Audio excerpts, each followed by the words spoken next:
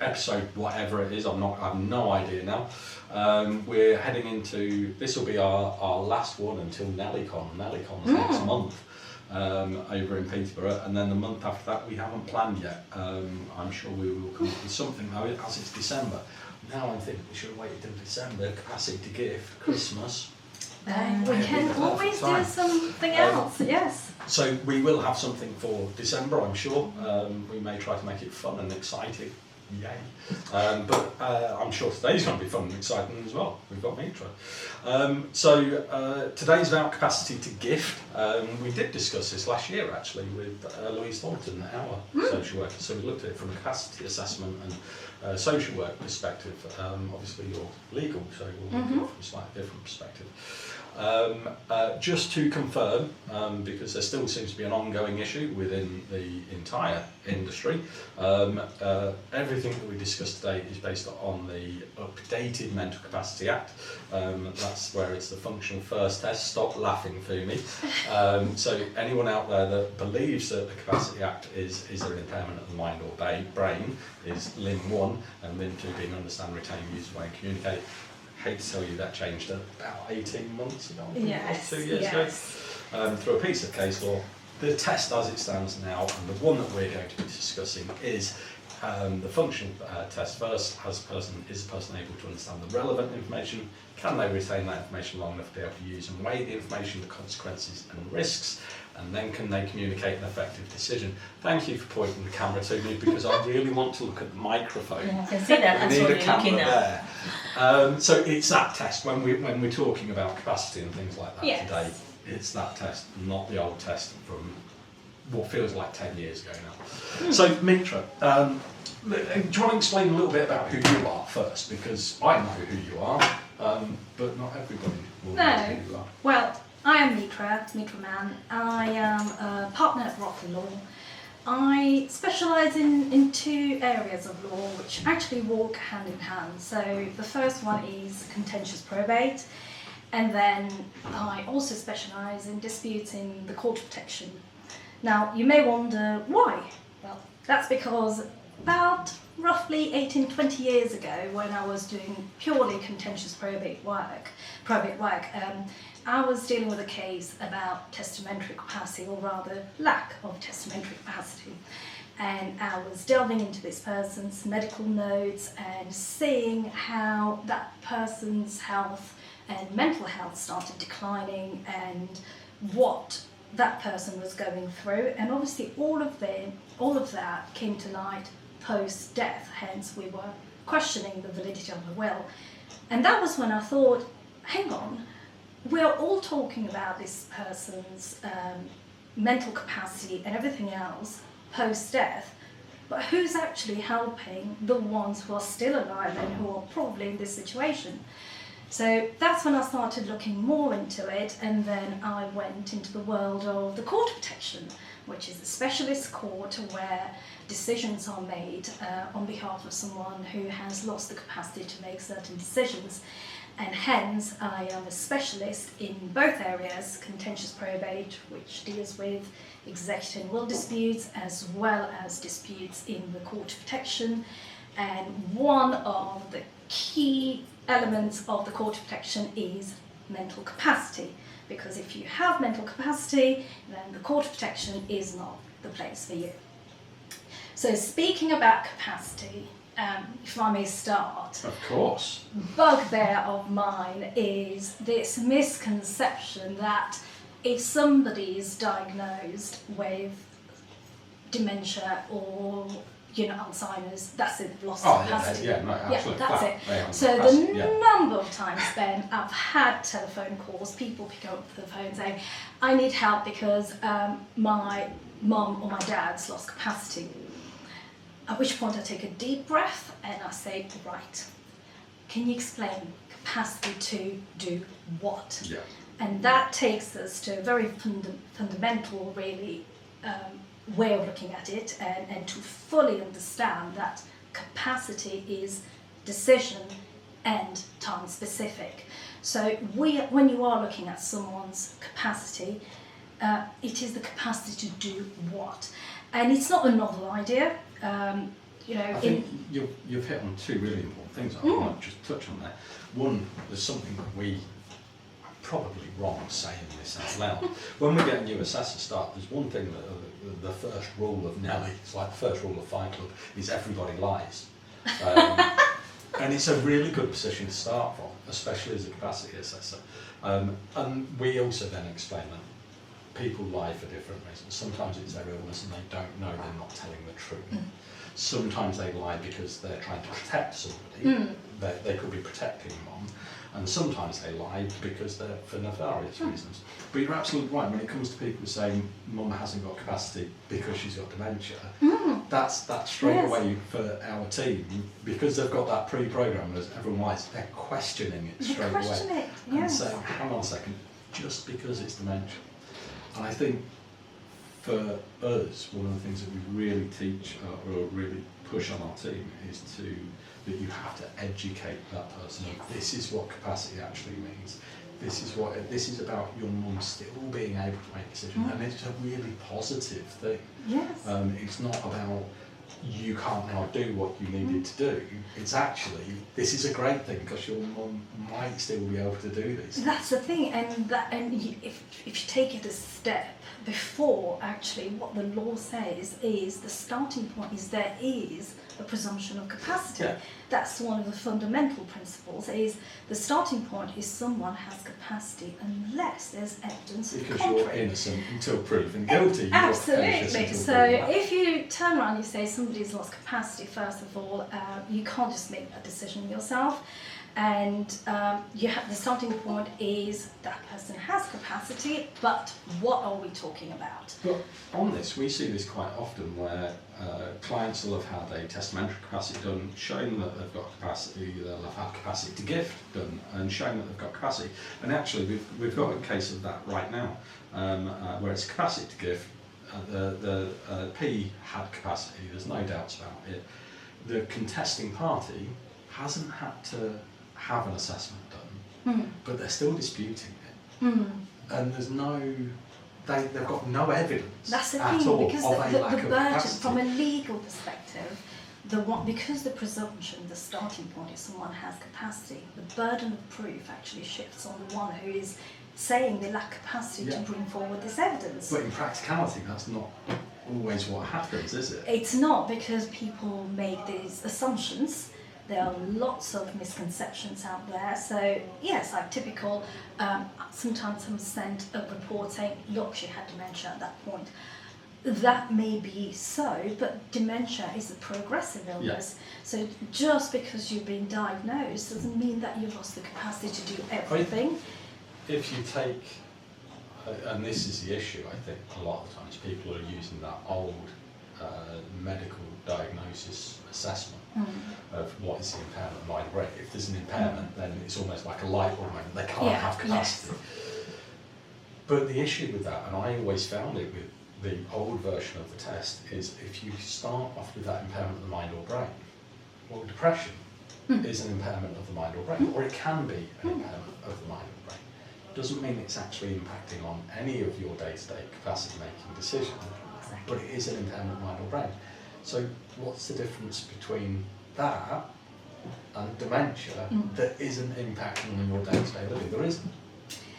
There isn't any difference. Yes, and at the end of the day, it's a question of what can they not do at that particular point in time, regardless of what a medical diagnosis says. And it's a very sort of, with the test shifting as well. I mean, I know many people are sort of trying to work out the new forms COP3 as well. We're still trying to work our way through it, and really which box, what do you put, what would satisfy the court in terms of evidence. But the whole idea of capacity and different levels of capacity, it's actually not a novel or a new idea, because common law tests from years ago already identified that there are different levels of decisions to be made, different levels of capacity for someone. So, for instance, you would have the case of Marston and Lister, which is about the capacity to litigate. Yeah. Now that's a different test to the capacity to make Gift. a will or gift. Re-beanie or So Banks re-beanie versus is Goodfellow. yeah, exactly. Re-beanie is gifting. Banks versus Goodfellow is about making wills. Then, and I think there is one case law that I like referring to because I think it's a very stark reminder of how the court will differentiate between the different tests and the different levels of capacity, and that's the case of A, B, and C versus X, Y, and Z. Because obviously you've got clear, to and completely clear. In this case, it's Mr. Justice Headley, I believe, and he had the difficult task to actually make decisions on someone's capacity to, and he had a raft of decisions to address. That was the capacity to get married, the capacity to make a will, the capacity to revoke a grant of probate. I believe there was also the capacity to have contact, capacity to litigate. And they're all different decisions. Yes, and what is really interesting is he clearly, evidently, rightly so, did not apply a blanket approach. Yeah. So his decision was this gentleman did have the capacity to get married, did not have the capacity to manage his finances, had, and I thought that was very creative and very clever, he had qualified capacity to make a will. So what the judge was actually saying is, just be careful, and it could be challenged. So really what you ought to do is put all your ducks in order, really, make sure you've got contemporaneous notes, you see a specialist, you've got the reports to say they've got capacity, because it's qualified, it could be challenged. And I suppose that could be down to what time of day. Yes. Potentially that will is written, that somebody could have capacity in the morning, not in the afternoon. What day of the week? Yes. If they've just had medication, lots of different things could have impacted that person's capacity. Exactly. Especially around testamentary, because I find it's a little bit like lasting power of attorney. We always say that the finance one, when we're doing capacity assessment, we should always start with that, because that's kind of the easier one, because it's not, there's nothing abstract really to consider. It's already almost pre-programmed into us that this is somebody else helping me manage my money. Writing a will, you've heard that from birth. This is about me leaving what I want to those people I love. Lasting power of attorney for health and welfare, this is about them making decisions, but only those decisions I can't at that specific time. And it's not about life and death unless I say it's about life.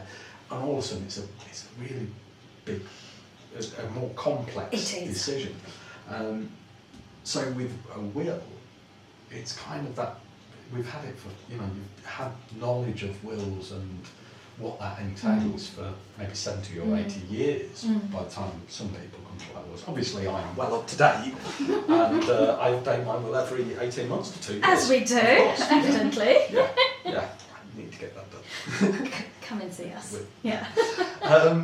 On R.E.Beanie and the case law, that's one of the issues, isn't it? And it's one of the things that we see with capacity in general, I suppose, is the decision-specific nature of it.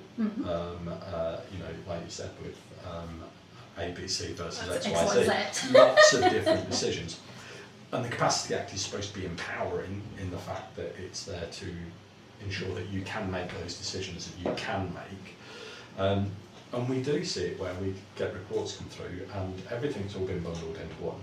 There's 2 or 3 decisions, maybe 5 decisions, all in one report, no separation of that. And actually it doesn't work, and it's not fair on the person either, because we're not setting the test in the right way. Yes, because each and every decision you would have very likely ask a different set of questions to properly assess and test that person's capacity. And different evidence Yes. from that person as well. Yes. You need different evidence, because then when somebody like you comes along and wants to contest it, Don't do it every time, you know. that's the whole thing, isn't it? When you can contest it, like you said with your opening statement about almost doing a retrospective assessment on your client. You're looking for that lack of, or that lack of evidence, or that evidence to say one way or another on the scale of probability this person did or didn't have capacity. If it's all bundled into one, It's very you difficult. can't separate and say this person had this and this person had this. No, I agree, and I think separating it and actually appreciating and acknowledging that a person may have the capacity to do X but not Y.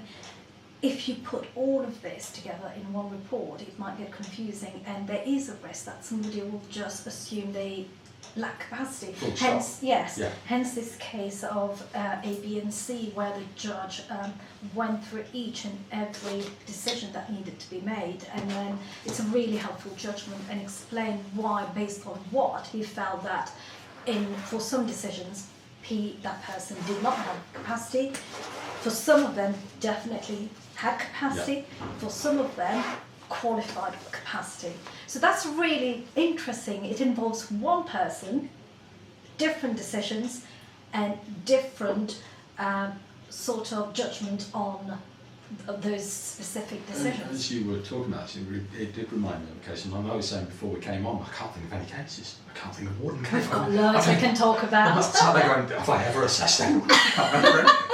But actually, it was, so with the capacity to give, he was making a gift to one of his children for a mortgage deposit. There was a deputy in place, so they got us to go out and do a capacity assessment. And then we went out, about 8 months later, it was me that was going out to do the assessments. I can't think what it was. Testamentary capacity. And he flew through it. I mean, both tests, he just flew through. There was no doubt in my mind. So we recommended, actually, we might need to do capacity for finances. He might have got to the level now where he can manage his own finances and he doesn't need the court protection. So we mentioned it to the deputy. She said, no, that's fine, please go and do it. Oh my God, this man did not have capacity. He had, and as soon as we started talking to him about the risks of, because he had a very large amount of money, he was quite adamant that, I'll just put it all in my mum's bank account, she'll look after it for me.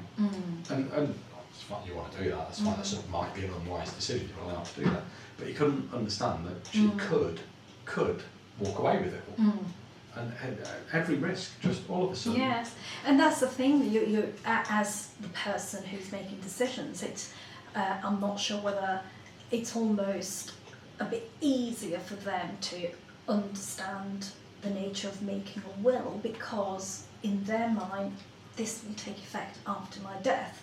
So, possibly, you know, the risk to me is not as high, whereas when you're talking about an LPA where during their lifetime they are in effect placing their wealth in someone's hands, wealth which during the lifetime, if they want to tap into, there's a risk they may not be able to, whether that makes them, when they're answering questions, a little bit more nervous, which then may have an impact on I think people the assessment of their capacity, whether scared around LPA for finances, that they're giving complete financial control to somebody else. So we quite often see and you throughout the assessment, but they have to check with me. But they have to check in with me.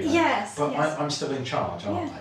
But you can see why. I mean, I don't know whether you saw this case in the last couple of days in Oxford County Court, where this bookkeeper who was appointed as an attorney under an LPA by this couple, I believe from the newspaper article I read, very long-standing friends, and because she was a bookkeeper, so in their mind, a professional, knows what she's doing, and over years she actually removed about £900,000, and it went to, she was prosecuted from what I can see, and And in fact, the next book that I'm writing will be published next year. You're an author, Mitra, didn't you?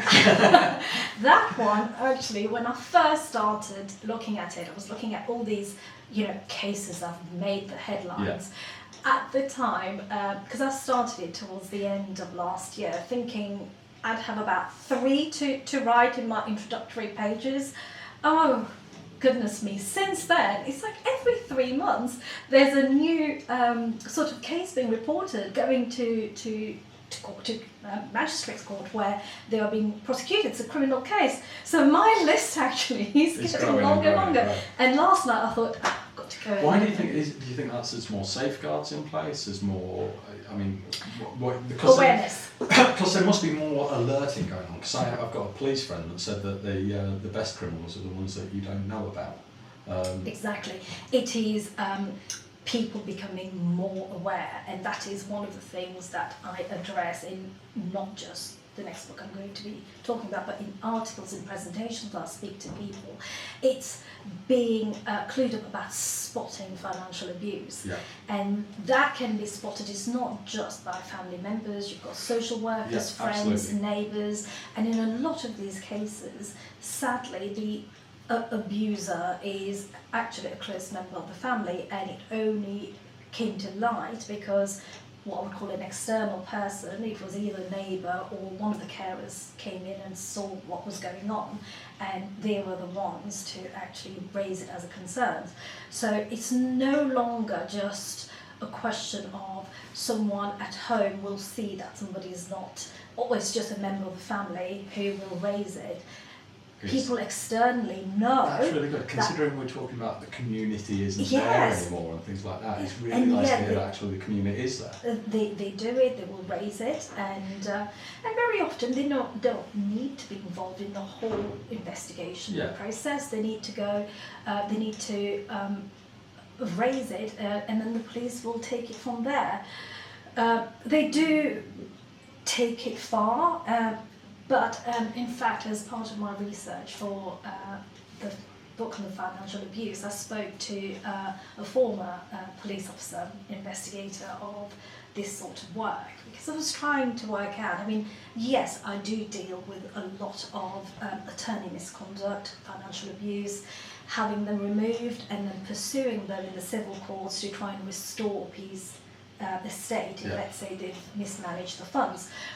So I'm doing all of this through civil courts, which is costly for the client. But the police, under the Fraud Act 2006, I believe, they have got the power to investigate. So what's been going on all this time, although granted recently we've had more in the headlines, so they're doing more. So I spoke to a former police officer. Capacity? Yes and no at the same time, but yes, it overlaps. And one of the things he said to me was very often it's the victim that decides not to go ahead. Yeah. They change their evidence or they drop it because of various reasons. Maybe they really are vulnerable, they don't want to lose the safety net of the perpetrator. Yeah. Or sometimes capacity, which fluctuates.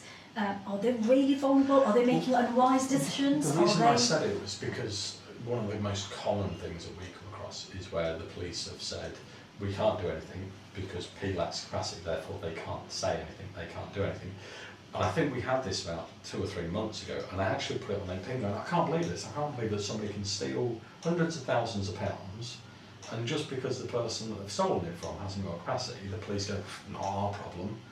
Really? Yeah. Oh. And somebody came back saying, actually, this is the case law, and this is a criminal act and things like that. LinkedIn's fabulous. You all came to my aid. And this wasn't a client that we sort of did anything for, but I was able to go back and say, go back to the police officer and tell him this is what the law says, and they have no choice. Under the Fraud Act, they do have the powers to investigate. Yes. So I do wonder whether that is some of the reason why it's used as the Capacity Act is used as a scapegoat to maybe not do the work. But you're right, the other side that we see it is where you've got son that's stolen from mum, and the police are saying, yeah, we're going to prosecute, and it could end up with prison sentence, or it could end up with this or the other, and mum goes, I don't want that to happen to my son. That's the thing. I don't want to take this any further, and they've got capacity. So that's it, and you can't blame them. At the end of the day, no matter how wrong your child does you, they're still your kid. They are. And if the victim, I did not know about the capacity point bit, but certainly in my conversations in the past, it has very much been the victims pulled back their statement and did not want to take it further. Initially, I thought whether there was a threshold that, if the amount in question was below a certain amount, then the police wouldn't investigate. Okay. But that was clarified. The police won't say, "Oh, this is too small of a value." And this is a police investigation, isn't it? It's not whether the CPS prosecute or anything like that. It's just so whether my understanding is they will investigate. investigate. If they find the right evidence, then they go to CPS, and then the CPS will make the decision whether they will prosecute. Yeah. So yes, that's how it will work. But the investigation and the CPS are two separate things, aren't they? Yes, I believe the CPS can't do is, they are the police don't legal, so they're the investigate. lawyers Yeah. in fact, and the police are the investigators. Yeah. So they bring the evidence, and then the CPS decides whether they've got enough to justify prosecuting. If I'm wrong, because I'm not a criminal lawyer, correct me. No, please don't. If anybody's taking legal advice from Nellie on the sofa, please don't. This is not legal advice. This is just me and Mitra having a chat. And opening our minds to Yeah. what else is out there, and think outside the box. Yeah. Why not? So bringing it back to capacity to give, because that's what we were planning on talking about. These things never work out the way we want. The case law around capacity to give is already beaming, but that ties in very closely with Banks versus Goodfellow, doesn't it? Correct. So what happened in this case, because the lady was gifting her property, which actually was the main asset of her estate, so in fact, the majority of her estate, it was the level, the test was the same as making a will, because she was basically disposing of her whole estate.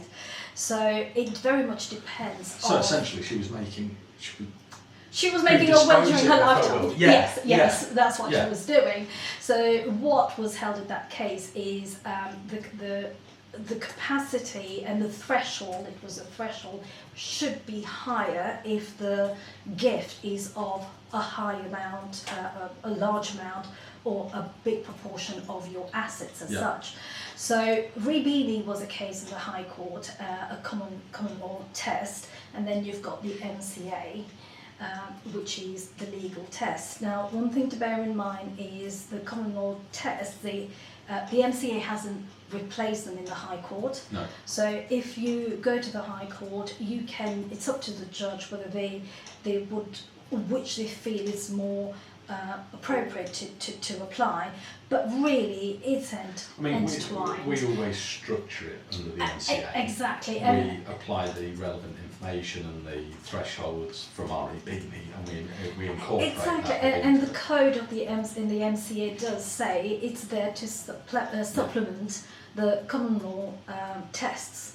So it all sort of comes together. I think the only test that we do, which is structured differently, is Banks versus Goodfellow. Yes, because the MCA definitely has not replaced it, but even when you look through the Banks versus Goodfellow, it's so similar. It is so similar, and it's how far.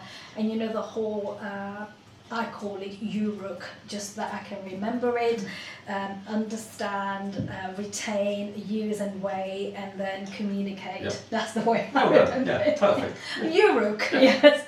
So all of that is, as a contentious probate lawyer, when I'm looking at capacity assessment or the will file, I'll be looking at whether these questions were asked, so that I can actually... Has REBNE been covered within that assessment? Yes, and has this information been discussed? Were they able to retain it? And so I don't look for... one thing that another bare bug of mine is I look at these attendance notes, and they're closed questions. So you want to leave your will to your son, yes, and are you happy for this person not to be there included? Yes. It's like, well, I haven't seen it recently. I must say things have changed a lot. Have you? Yeah. Literally, a cop 3 the other day, Mrs. Smith understands her finances because she can remember the last meeting we were at. That was it, end of statement. Done. Yes. See, I'd have such a great time in a Mr. case Smith like couldn't communicate this. because he said hello to me. Oh wow, yeah, as good as that. That's an effective communication of my decision. Wow, the thresholds just keep changing. You were saying about the thresholds because in REB it's more important, I suppose, than maybe in other decisions, because that threshold can change depending on the gift, depending on the size of the estate and things like that. So I love my terrible examples. Elon Musk is going to be the world's first trillionaire. If you all want to go and throw up for 2 minutes, you're more than welcome to. If he gives away £10 million, that's not. It doesn't need it. Well, first of all, we need to work out whether he's got capacity. Because it's such a low-level decision for him. Exactly. So, whereas if Mrs. Smith, who's lives in a council house and she's got £5,000 in the bank and she's given away £4,000 of her money, that's a massive impact on her will and on her future care costs potentially, and all sorts of different things. So it's not about the amount.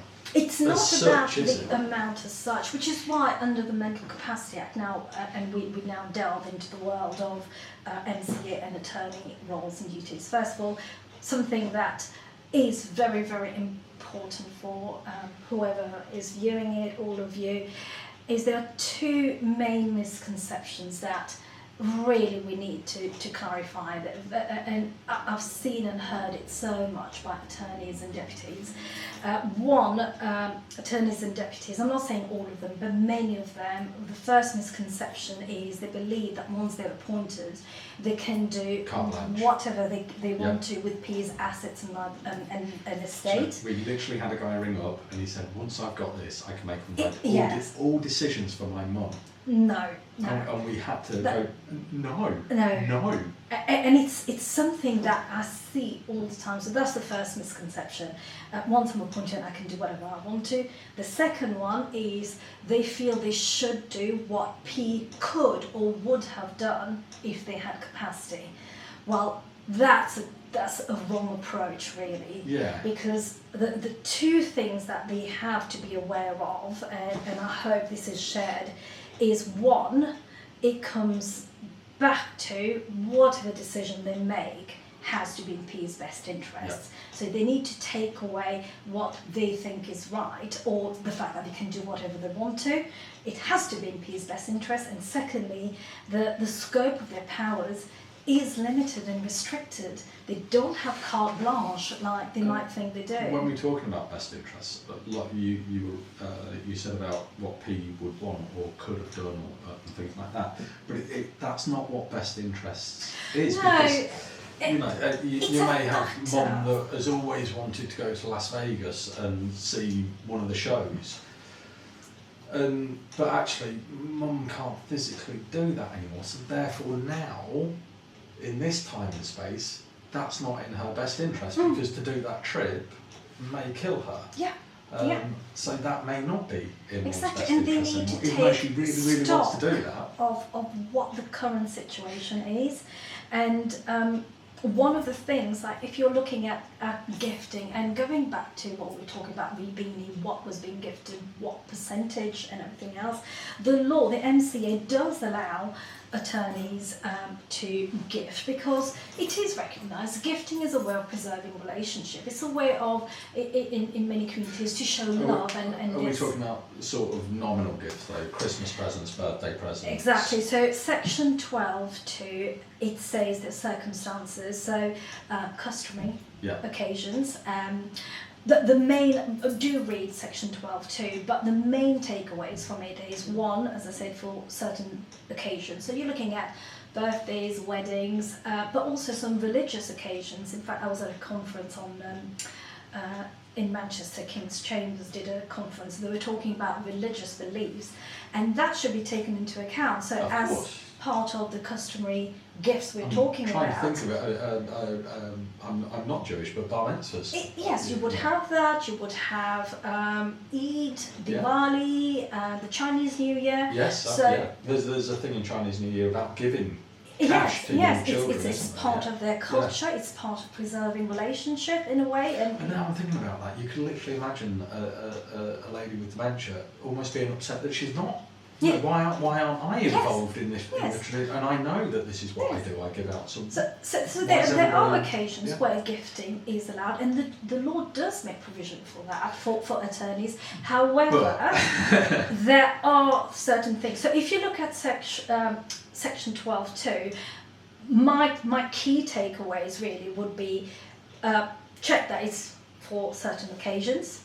Number 2 is you can gift to a charity, but it has to be a charity that P was connected to or is likely to be connected to. So, for instance, if P was known to be a huge meat eater and attorney is vegetarian, and all of a sudden you start donating to the Vegetarian Society huge amounts, you might start questioning it. Was P really connected to that charity? But you can gift to charity.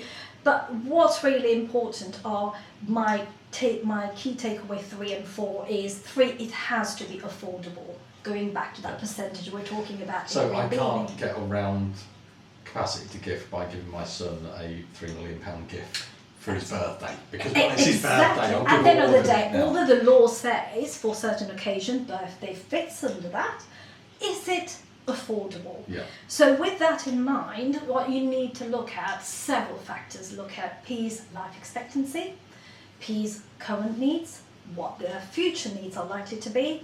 What are you proposing? Are you proposing to gift from income or surplus capital? Because, if it's not going to have an impact. It's funny you say life expectancy, because we're seeing an increase. Because our forensic scientist, Kerry, does life expectancy. Kerry, I've spoken to her about life expectancy reports, yes. We're seeing more of those come through. Yeah. And it makes sense because people are making those gifts. And exactly. Actually, if I am making an application for gifting in the court of protection, I would need to look at all of these factors. And once I can sort of form a view of how much P's future needs, financial needs are likely to be, bearing in mind what their life expectancy is, I will ring fence this amount as well as a margin, and then look at whether there's surplus, that could be used, could be gifting, and I would also look at the history of gifting for P. Now, if she was in the habit of every so often when somebody would go and visit them, she would give them some money, or they were travelling abroad or something like that, you can sort of almost understand the reasoning behind it, as long as it's affordable, because it's extra. My wife is besotted with cats, and her mother-in-law runs a cat charity. So if I was to make a donation on Kerry's behalf to a cat's charity, there's some evidence there to say actually she'd be more than happy with that. Yeah. But there has to be that link, doesn't there? There has to be. Digressing a bit, those who follow me on LinkedIn will know I've just recently had a kitten, and he's absolutely gorgeous, absolutely gorgeous. You're a nightmare. I haven't slept in months. No, I just had to give mine a big hug before coming to this. Without going off too far, Alice has learnt that it can go out of our bedroom window, get onto the rooftop and then walk off, and then come back that way at 5 o'clock in the morning. Yes, ours hasn't started doing that yet, but anyway, we digress. Yes. And then so the main takeaways: customary occasions, charity, affordable. But my fourth one that I've put in there, is it reasonable? I mean, come on, let's have a sense check here. Yeah. Looking at everything else and all the circumstances, is this really going to wash? I think the one that we see is excess. So mum's got an excess income of £100 a month. Mm-hmm. Can we give that to my daughter, my granddaughter, my whoever? And it's usually the attorney asking that. Mm-hmm. And a lot of the time, mum's in a care home, that excess is just going to build up and build up and build up and build up. Yes. And then it becomes almost part of estate planning, I suppose.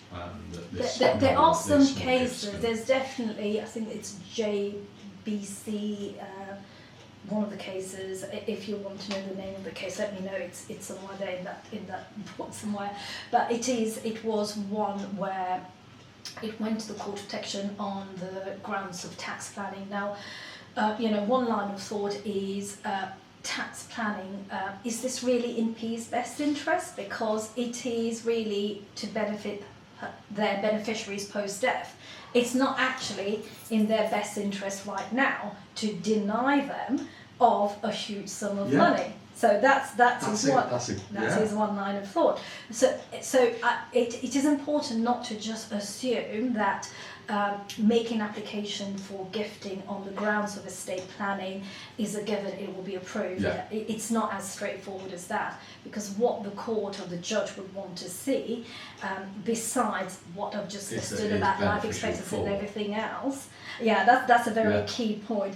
But the judge will also want to see whether that P was in the habit of seeking tax advice, of gifting, and that is where you can then say it is in P's best interest, because that's what P was in the habit of doing. So if she was corpus mentis, she would have gone and got this advice. So you're not completely departing away from like a set pattern. Yeah. And what also helped in this case, if I'm not mistaken, we were looking at an estate of over £7 million or so. So planning it made sense to do a bit of tax planning on an estate of this level. And now you've said that, I must get mine done. Sorry, you said £7. Did I say £7? I'm sure I said 7 million. Yeah, you did. I'm only 6,999,000. Well, just think I'm a cat and give it all to me. But yes, so these when it comes to the world of gifting and the court of protection, it's very important not to fall for this pitfall, thinking I'm now an attorney or a deputy, so I can do whatever I want to, and besides, this is what mum or dad would have wanted me to do, because these two misconceptions. Oddly, on our team meeting this morning, we were talking about something completely God, you've been busy this morning. Yeah. Busy boy.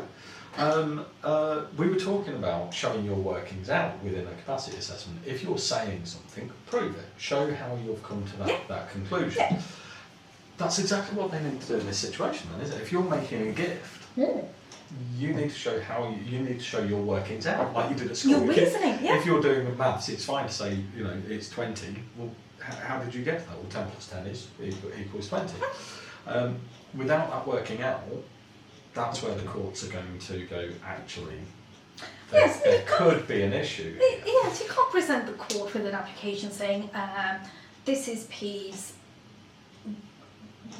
estate worth X amount, I want a gift of Y amount. No, I mean, you've got For the family, it's about collating that information, because you as the solicitor taking that application to court are particularly going to have that evidence. Which is why they need, because I can then guide them, and also we work with other professionals. So one of the things I would do is I would get a report such as life expectancy.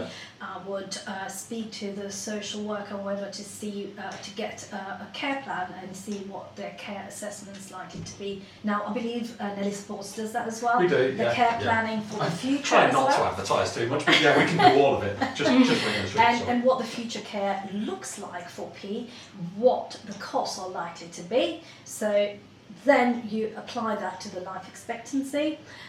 You also put in a bit of extra, because if there will be mobility issues, they're going to want a nice, whereas if they've got the funds. We get asked that quite often, actually. What will P's because that's the needs be homework in you 10 do. years' time? Yes, but that's the homework we need to do, so that when we present an application to the court, we can say, right, this is the asset, this is how much P has. Before the judge can say it is in P's best interests to gift it, obviously you need to go through the section 4 best interest factors to consider. But ultimately, if you can put forward a case where P's current needs are X, future needs are going to be there, and on top of that I've got a margin I'm going to put aside because things can go wrong, and there's still a lot of surplus capital or income that's not needed. It is literally showing your workings out. This is what the current costs of the care are. Essentially that's what you need. You factor in inflation and everything else. This is in 10 years' time, this is what it will be, and this is how much it's going to cost over these 10 years. It's 2.4 million. She's got 12 million in the bank. She's making a £1 million gift. Yeah. Yeah. And so it is literally And it's not just a mathematical. gift, also behind that there's also the best interest thing. Yeah. That's it. So who is obviously making a gift to someone he's not even connected to? Yeah. You know, Yeah. so if this is someone, whether it is a child or a good friend or a charity that we regularly used to gift to, but now we're trying to increase that amount. So worst case scenario, or worst, the worst possible case would be Mrs. Smith's got 10 years of life expectancy. The care fees are £1 million over that 10 years. Yeah, okay. And she's got £1.1 million in the bank, and she's making a £100,000 gift to her neighbour's friend's cat. That's not going to go anywhere. A jammy cat. Yeah. Whereas if actually it's 10 years and she's got £5 million in the bank and she's making a gift to one of her granddaughters of £50,000 for university fees, and she's made that same gift previously to every other grandchild, that's going to go through. Very likely. Because you've got all of that. There's not just a mathematical stronger evidence, justification but for that. evidence behind it as well. Yes. Yeah. So there's so many factors to consider. But what the starting point is not to think you can just gift. The second stage is look at section 12 and whether it forms as one of those authorised gifts under that section.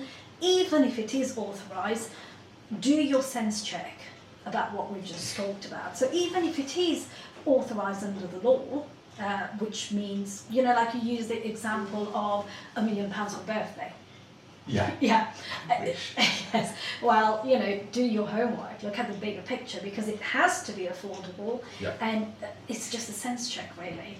But if it doesn't fall under one of those customary occasions and it is a one-off, then you need to definitely seek the court's approval, and this is the evidence you need to But if this forward. is high value and high risk, you need to be collecting a lot of evidence before. Yeah, as so a I will be solicitor. absolutely. So I will seek input from medical experts about this person's life expectancy and their future medical needs, health needs, whatever it is. Then I'll be seeking input from financial advisors who'll be able to do a chart to show that with whatever capital investment this person has, there will be some form of return coming in. So it's not like they were left high and dry if they gift now. So yes, the input will be sort of collating all this evidence so that when you go before the court can look at it all and think, Well, okay, I'm not just thinking about getting that order through, but actually if it's contested, you've got all that evidence to say, bang, there you go. You want to try and contest it, look at all of the evidence we've got. Ultimately, the judge will make the decision, and the judge might turn around. But and if you say, haven't collected that evidence, because it's not going to be contested, and that's something that we see with testamentary capacity. Oh no, it's not going to be contested. You don't know that. You don't know who's going to come out of the woodwork. You don't know who's and going also, to with jump this up and down. application in the court of protection, you need to serve on key people if you're making the application. So there is a very good chance that people will object to the application, which is why you need to collate all the evidence. So I try not to mark it and advertise too much when we're doing these, but we're seeing this with testamentary a lot, where we were talking about this before it started actually. There seems to be more coming through of contested The world's probate. contentious probate is just growing. Whether it's AI helping people or whether it's We can Google talk about or that. what, I don't know, but people are seeming to jump over. I'm going to contest it on the grounds of capacity, and it may go back to that fallacy that you were talking about. Again, mum's got dementia, how could she make a will? So we've looked at that, and we've looked at the queries and the questions that we then get back after those assessments have been contested, and we're always reflecting on our reports, and we've had it in a second about key versus key to our reports as standard now, which is there any grief impacting on decision making? So there's a clear section that dead ends that argument there and then. But what we've also done is created our advantage. It took us an hour to come up with the name of this. We did a full sit round the table thing for what we could call a capacity assessment that was just more than just, and we came up after an hour. You ready for this? Go on. advanced mental capacity assessment. I am not joking, there was whiteboards, there was pens, there was brainstorms, an hour. So go on, tell me the difference between a mental capacity assessment and an advanced one. Initially have a phone call with a stakeholder or the person themselves and identify all of their personality. You know, is there any health issues, is there any mental health issues? It doesn't matter whether it's a big thing or a little thing. Yeah. We then identify 5 to 7 psychometric tests that we can do, and these can be around well-being, they can be around anxiety, depression. We've got 120 different psychometric tests that we can pull from, and they're all evidence-based, they're not just things that we've gone, that'd be a good idea.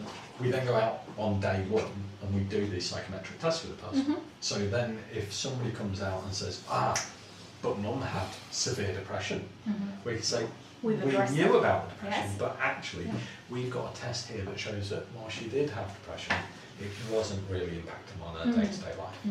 And that was taken at the same day or the day before we went out and did a full testamentary capacity assessment. Yes. So then you've got this, because that's one of the issues we're seeing is we're getting people come back, and we've, for the past 5 years, done module cognitive assessments, which looks at cognitive ability. And that stops the argument of, but you didn't know Mum had dementia. No, we didn't, but we did know she had a cognitive impairment.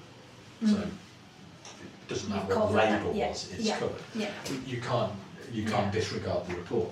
But I think that there's going to have to be more of these, you know, especially for high risk, high value clients, whether it's capacity to give, where you need the retrospective assessment and the care assessment and the care plan and the brokerage report to show that working out. Yes, and also for you as professionals to be able to make a decision to assess someone's capacity, because as part of a reviewing of will file, I have seen it's atrocious, the letter of instructions that go out. Can you please assess this person? Sorry, what's the letter of instruction?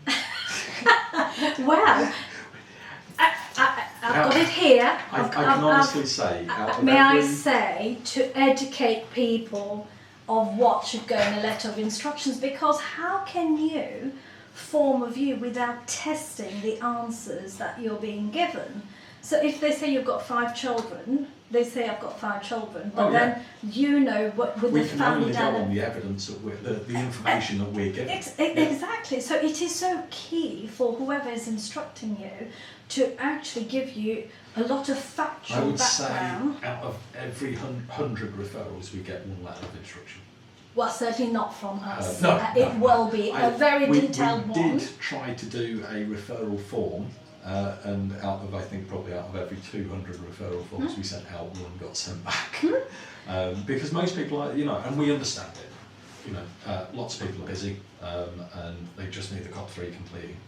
And it's Mrs. Smith in a care if you home. want to avoid it being challenged, you need to feed the expert with the right information, because it is on that basis they'll be able to form an informed view of whether that person has capacity for that specific decision or not. I do like, we have had a couple where we've had members of the public ring up and they've said, oh, my brother, I had one years ago, I'll never forget it. He rang up, it was himself, it was a deathbed will, that's the way he explained it. Can you please come out tonight? I'm only just down the road from him. So literally 9 o'clock at night, I'm racing down. It was that urgent to do this capacity assessment. Went out, met this guy, kind of seemed all right, to be honest. No issues with his capacity. I mean, there was no, at the time it was impairment and then return use range communication. Was it testamentary? I can't remember now. Anyway, he had capacity, full capacity, no issues at all. He was leaving it all to his brother, no other family, £50,000 in the bank, and the house. That was it. All fairly pretty simple and straightforward. Until about 6 months later, the deputy rang up, and it was £500,000 that he had in the bank, and he had an acquired brain injury, and there was 2 other sisters, and my brother was an abuser, and this, and this, and this. So you did not have that background information to be able to do it. But the deputy was brilliant. They were like, can you please send us your report though, because it's brilliant evidence that the brother was manipulating and putting undue pressure on.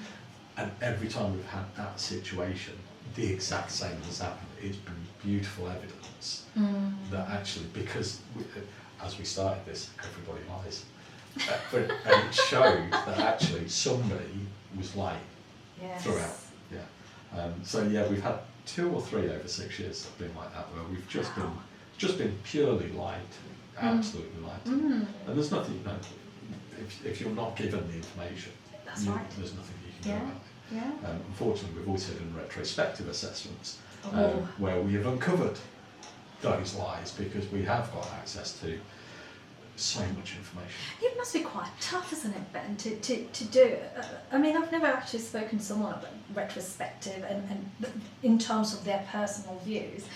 I mean, how does it feel to be going through like a deceased person's medical notes? I don't know, because now I'm going to sound horrible, but doesn't matter. It's quite strange because, I mean, genuinely, I think last time we had, you know, the A4 paper boxes that you get? Oh, yes, yes. We had like 8 of those turn up at our office. And you are literally just scanning through each and every page to identify, is there anything on there about capacity or illness that could affect capacity? And then you end up with 3 boxes, and then from that you have to scan down to sort of sift through it again to find out time scale. And actually, is this illness congenitive? You know, is it this? Is it that? So you end up with 2 or 3 parts. Medication, things like that.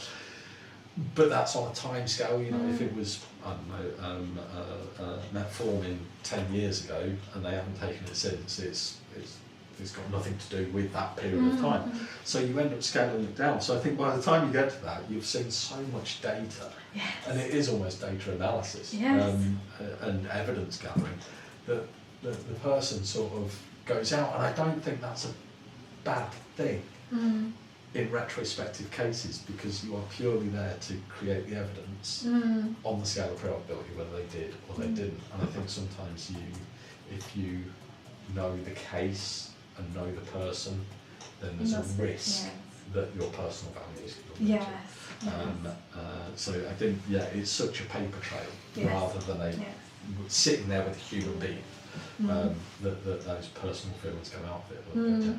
Good question, thank you for that.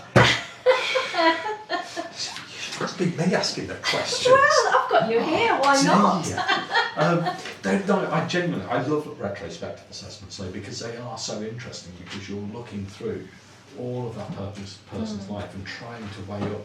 I mean, with every assessment we do, we look at it as almost like a piece of scientific research, that you have a hypothesis and a null hypothesis.